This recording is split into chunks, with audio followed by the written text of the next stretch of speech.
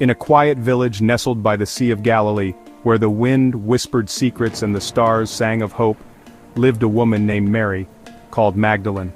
Her heart, once heavy with shadows, was now a garden of light, for she had been touched by the love of the Savior. Long ago, Mary's soul was a stormy sea. 7 dark spirits clung to her, whispering lies that made her feel unworthy, unloved, and lost. Her days were filled with sorrow and her nights with fear. The villagers avoided her, their eyes cold, their words sharp. But Mary's heart, though bruised, still yearned for freedom. One golden morning, as the sun painted the hills with warmth, a man came to the village. His eyes held the kindness of a father, and his voice carried the promise of peace.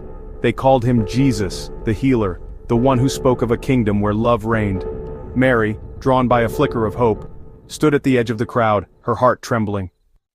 Jesus turned to her, his gaze piercing yet gentle, as if he saw not the shadows but the soul beneath. "Mary," he said, his voice like a melody, "you are not forsaken. Come, be free." With those words, a warmth like fire and water flowed through her. The 7 devils, those cruel whispers of despair, fled like shadows before dawn. Mary fell to her knees, tears streaming her heart, singing a new song of love and gratitude.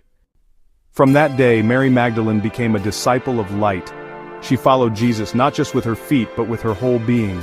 She carried his words like treasures: love your neighbor as yourself, forgive, and you will be forgiven.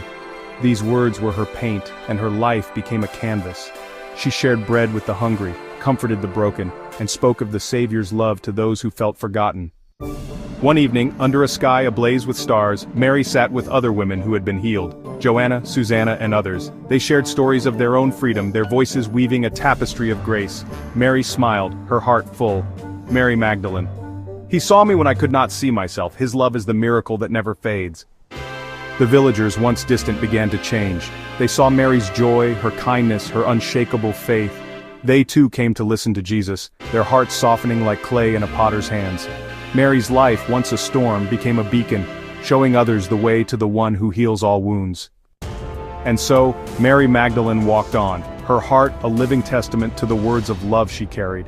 She was no longer defined by the 7 devils that once held her, but by the boundless grace that set her free. Her story, like a brushstroke on eternity's canvas, pointed to the Savior, whose love painted the world anew.